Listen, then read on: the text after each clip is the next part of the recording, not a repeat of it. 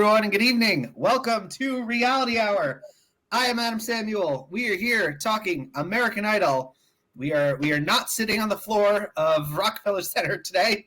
We are in our usual places, and I am joined today by Grace. How you doing today, Grace?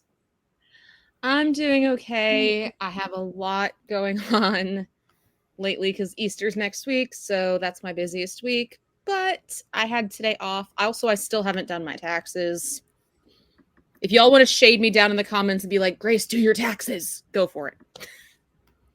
When do they do the egg hunt? Easter's on the 31st of March. Do you do it like exactly on Easter? Like, is it, or do you do it before? I don't usually do it anymore. That's like little kid stuff, but that's typically like when my parents would do it. Grace isn't 5 anymore. Be nice. You know what?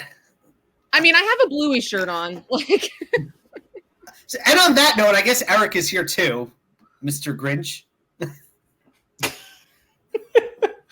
You can't blame me. I was in Florida earlier this week, so Mr. Eric. Well, Florida does this to me. But anyway, I'm back home. I had a good time with my family in all seriousness, but did not really enjoy this week's Idol very much.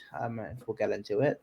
Before we get into Idol, I think we do have a couple of quick headlines to do. So last week, we were recording from the floor of Rockefeller Center, and we had subsequently, after we recorded our episode, saw Nick Fradiani in The Beautiful Noise. If you're in New York City between now and June 30th, you should go see it. It was great. And Nick was awesome. Nick is such a great guy. Oh, I have another slight alumni headline. Dancing with the Stars winner, Don't Tell Me He Came in Third, I Won't Believe You, Wayne Brady, is going to be playing the titular role in The Wiz, which starts previews next week. And I want to see it. So, I don't know if either of you two would want to go, but if you do, I'm down for it. It's so funny. I can't help but think, but Wayne Brady winning doesn't actually ring a bell. I feel like someone else won that season. I told you to tell me that do not tell me he came in third. I will not believe you. But didn't they like name a drink after the person who did come in first? Yes, the Charlie. I drank that. Pumpkin. Wait, what was that? I actually ordered the other day. It's quite good. Wait, I didn't hear the name. What was her name? It's Charlie D'Amelio. It's Charlie D'Amelio. Who was the last time I won with Ian. But no, I love Wayne Brady. I'm excited to see him on Broadway. Hopefully I get to do it. America's Got Talent. They're doubling the number of golden buzzers this season. They're going to have, each judge is going to have 2 golden buzzers. And my reaction to that is... You know what my reaction to that is, Eric? What? Grace, what's your reaction to that? Fine, I'll join in. I've converted them. Yep. And that is our one chance to use it this episode because we know how to do it, but now we have to pretend. Now we have to not do it. Could it be like this podcast version of like on America's Got Talent when they would hit the buzzer? Like that could be us for this. No. Hard pass. But yeah, seriously, I'm like, how many seasons before every episode has 2 acts that get a golden buzzer each episode? How long before that happens? Do you want to bet?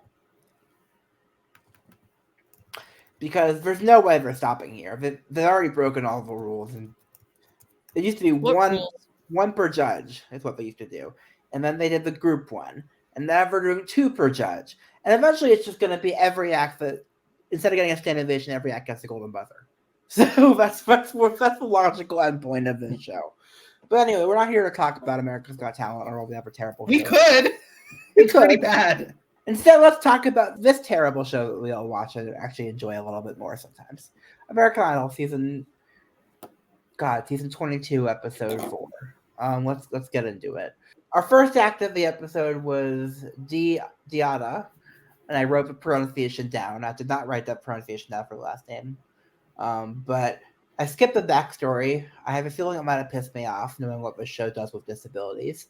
I liked her voice. I didn't love it, but I liked it. What did you guys think? So her story, she has 3 younger brothers, and all of them are visually impaired. Oh, of course. So she was kind of a big help for them in a lot of ways. I don't want to go too deep into it because I wasn't paying attention either. Her voice is good. Her technique was horrible, but I mean, she made it through. I always fear for 16-year-olds on this show, though, that like they're just gonna get swallowed whole when they get to Hollywood. And I feel like with her, it could very well happen. Yeah, I'm going to kind of agree more with Eric. I think she was good. I don't think I would consider her great, but she was pretty good. Spoiler alert, that's going to be my thought of basically everyone this episode. They were good. Ellie Marie, she's good, I guess. Not mind-blowing. But to be fair to her, I've never heard anyone be mind-blowing with this song choice. So I didn't even write it down. What did she sing? I think it was I Can't Make You Love Me, if I remember correctly. Well, Carrie Underwood auditioned for this show with that song. Oh, never mind. But, I mean, sure Carrie did it better. Carrie does everything better. Not everything, but She that does, song probably. She does Idol Success better than everyone. No anyway, so she's a cosmetologist. Her dad's in the Air Force. Yada yada yada. She sang well enough. What's up, Adam? Sorry. What cosmetologists are they? She's a makeup artist or a hairstylist. I wasn't really paying attention. She went to beauty school. But no, she was good enough for a golden ticket. The fact that her eyes were closed the whole time is a big sign of insecurity, though. So I'm already nervous for her. I'm going to say the same thing I said for our first act. She was good. Not great, but good. Not great. Athena Jet. And her sister. Oh, right. I thought the first song was okay. The second one was better, ? But not by much. Her voice is not big enough for the song. And I'm sure Adam and Grace would love to deduct 5 points for the choice of a Greatest Showman song. We're just doing 5. I would do a full 20.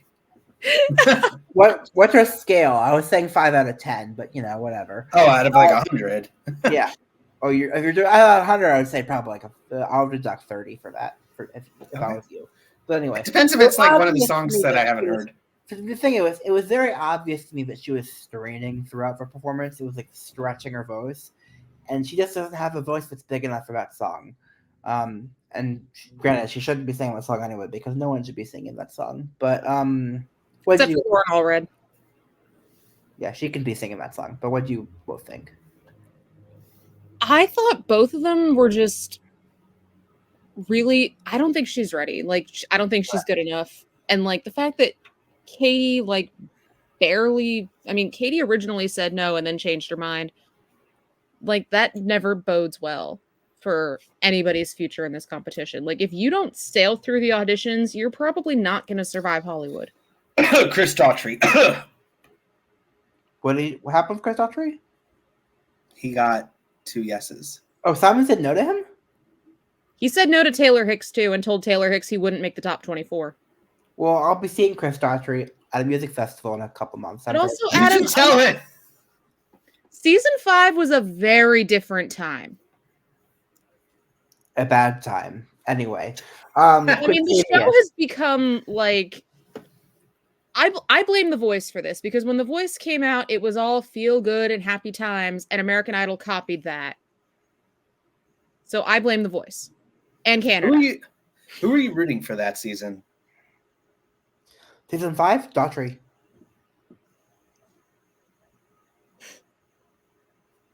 I rooted for Catherine and Kelly Pickler. How did Kelly Pickler do? She came in 6th. But she won Dancing with the Stars, so redemption. And that's what matters most. Sure. Quintavious. Quintavious. Well, we talked about America's Got Talent, and I feel like you shut the conversation down, and here we are. We're gonna open this book back up. Yep. Quintavious was on America's Got Talent years and years ago. Back when Adam and I were writing. I wrote about this kid when he was 11. He was 11, 12, so he's all grown up now. And he made the finals then, and I liked him then. And he's still really good in here. I think he's better here. The Well, I annoying mean, thing it's is, been 10 years. I mean, yes. I really, really wish he was going to sing music I had any interest in whatsoever. That's what I'll say. Because vocally, he's the best guy this season by a clear mile. I just have no interest in what he's going to be selling, so I'm disappointed by that. But Right.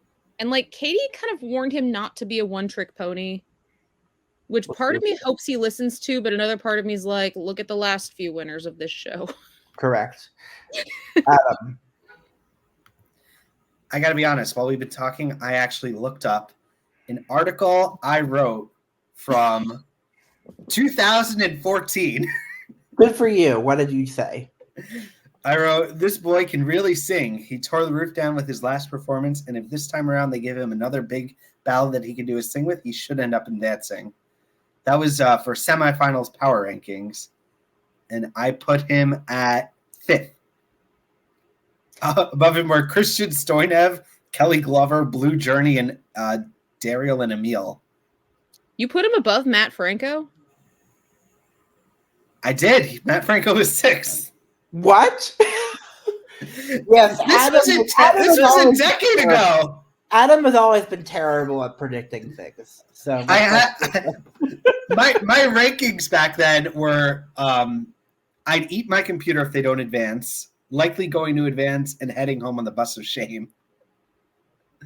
Okay. Also could go either way. And on my week 4 predictions, Quintavious Johnson was second.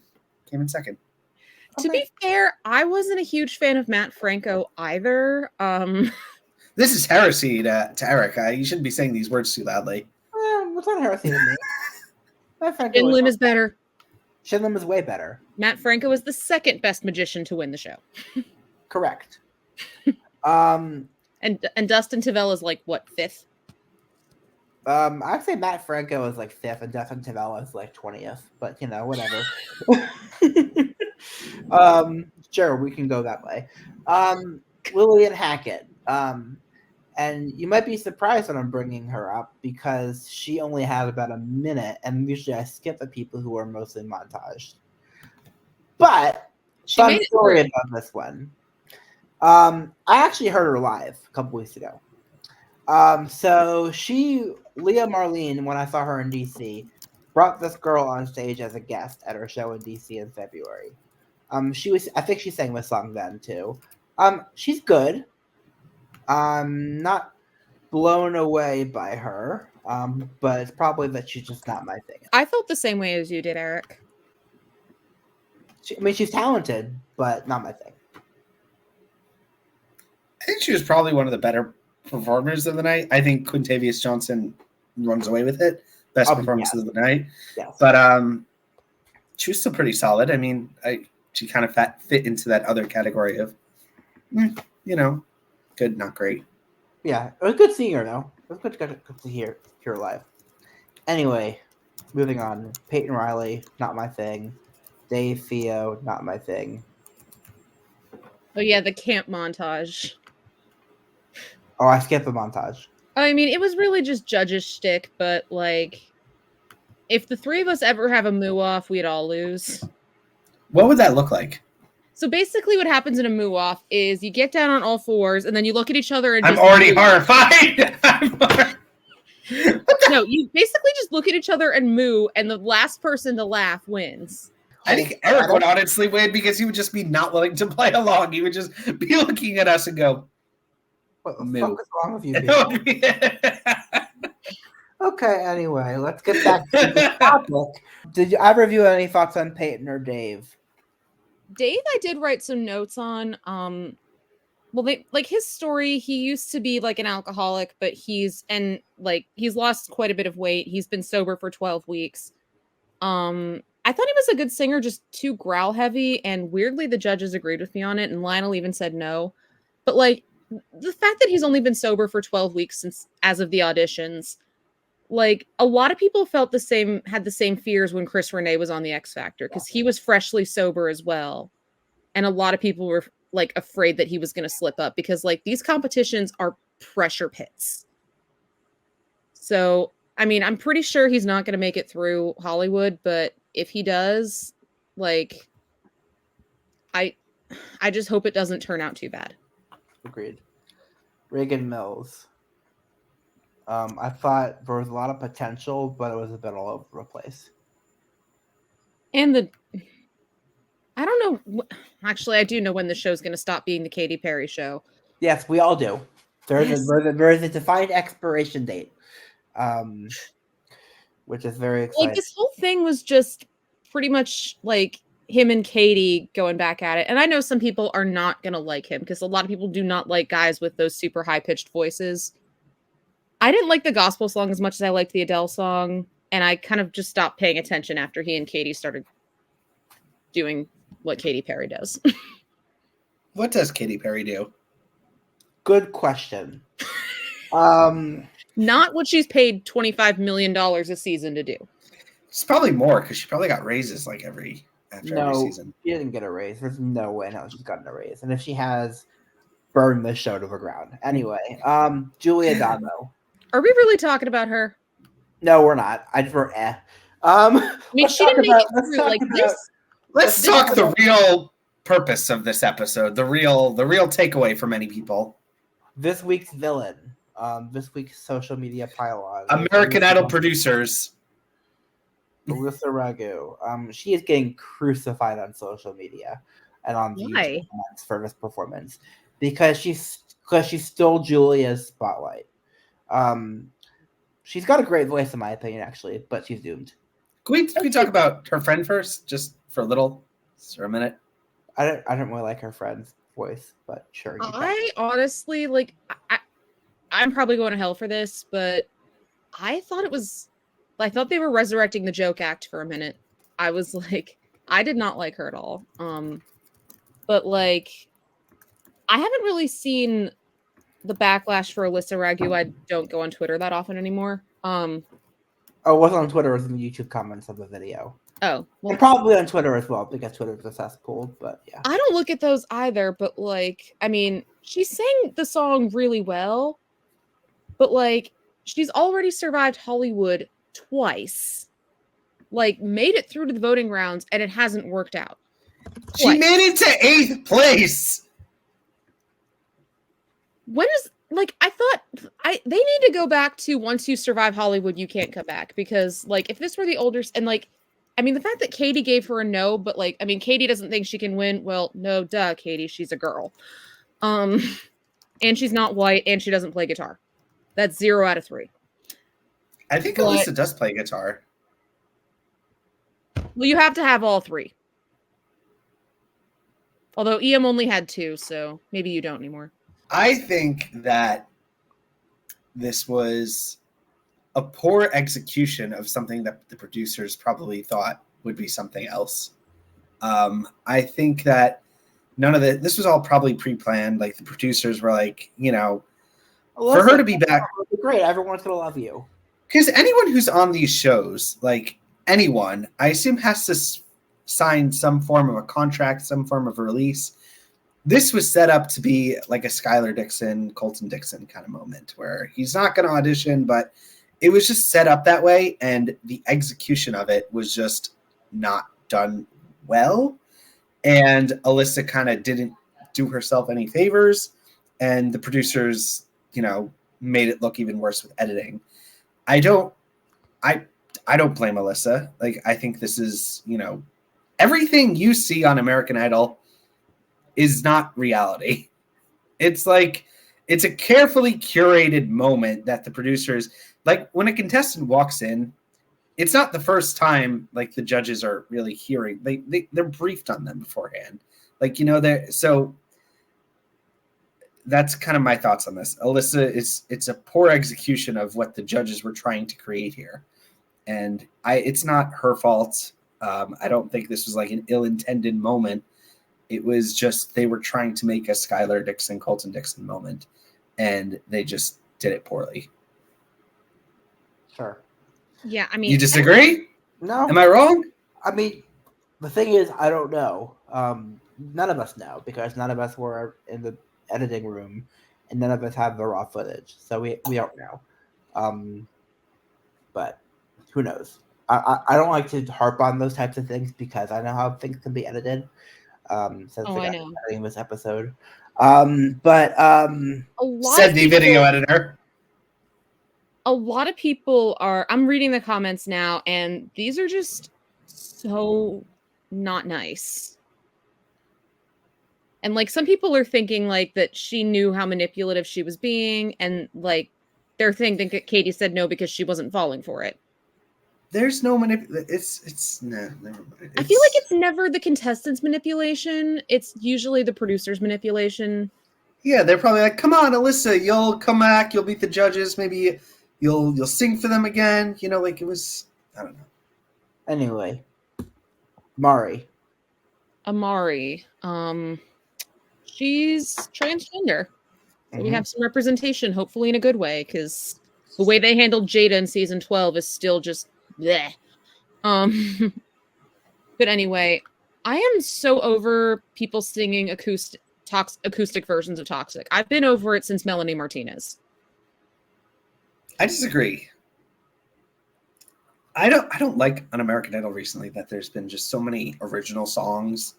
Like I like when it's an old throwback where I'm like, oh, this is like a song I used to listen to when it was American Idol like a while ago. It feels, I don't know. I like performances like these as long as they're not too overdone. And the flugelhorn impression thing, like why do people do that? I like that. I thought it was cool.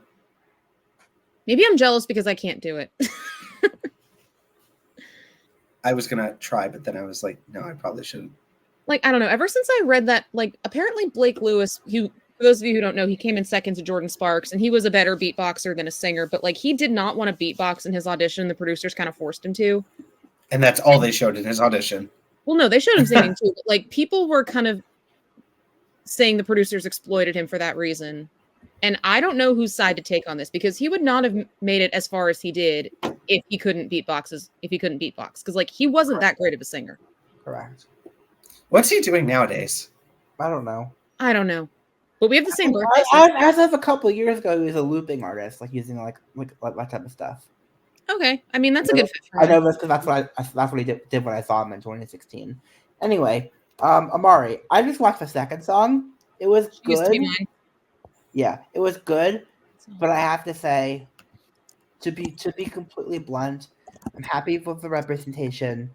There's no way she is going to win this show. Oh no! It wasn't good enough from my perspective, and I really wish it was. But the audience for the show, even if she did make the live shows, the audience wouldn't vote for her probably, which pisses me off. But it's true. I agree with Eric. I just don't see Middle America voting for a transgender contestant, even if they are talented. And Amari is talented. I can't see it happening. Never do I at this point, which really pisses me off. But anyway, Connell Gorman. To this guy, I don't know. You might. Neither of you know who this person is. Do you know who Alec Benjamin is?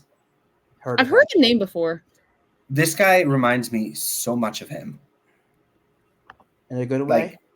In a good way, yeah. Alec Benjamin's like this incredibly talented singer, and he looks like him. He sounds like it. I'm like, hey, it's Alec Benjamin in American Idol. I thought parts of this were really, really off. I mean, he's not my thing at all, but I think he was the only white guy with a guitar we saw last night, or that night. Really? I think he was the only one. And I know people are gonna like him. I did like his falsetto. Normally, when people sing falsetto on this show, it sounds like they're running over a cat. That wasn't bad. More like running over a cow. Cows are. The cow should have moved. Okay, let's move on to Michael Rice. I am familiar with. And so am I, because a couple of months ago, I somehow was on a YouTube binge, and I started watching the show all together now. Clips from that show, which Michael Rice actually won that show. It's a British show. It's really stupid, terrible format, but it lasted 2 seasons and produced nobody. But Michael won, and he was also represented the UK in Eurovision. That's how I know him in 2019. And he came in last place, apparently. Yes, because anyone who knows anything about Eurovision knows that the UK sucks at it. But if it makes the UK is cursed at it because they voted for Brexit. I mean, they technically were the real winners of 2022 because Ukraine only won because they were at war. Anyway, Michael, I mean, he sang Because of You. He was very much pimped. Easily the best audition of the night. Agreed. Still has no chance of winning. Agreed. But also, I really don't like this song. Although what? At least This is like Kelly Clarkson's the song. This is the Kelly Clarkson song. This song at least like okay, I mean, at least the What is sequel. this guy doing? Okay, the sequel to this song is a lie now, but let's not go there. Anyway, I don't think he's the best voice of the season, cough, cough, No. Scarlet, but he's up Cough, there. cough. And he was great. I mean, he's already won over our shows, so of course he was going to be great. So now time for Spoiler Corner. If you don't want to be spoiled, you have 5, 4, 3, 2, 1. Only 2 of these contestants made it for the top 24 this week. And neither of them were Michael Rice, so the producers really screwed us over again because they're cutting all the good people before top 24. Anyway, the 2 who have made it through were Ellie Marie and Quintavious, and that's it. Having said that, although Michael Rice definitely deserved to make it through, I am not as mad about him as I am about Scarlet. I'm not either, but like part of it is I kind of have learned to accept things at this point as they are. Usually my favorite makes it at least to the top 3 before they're cut, or at least the top 6. But this year they're all getting cut before we can even vote for them. So this is really shaping up to be a shitty season of American Idol. Insert poop puns here, although we're probably going to have cow puns for the rest of the season, unfortunately. Well, you can find us on Threads and now also on Mastodon because Threads is now on Mastodon as of today as well. Hooray for that. And we will see you all next week. Bye. Bye, everybody. Bye.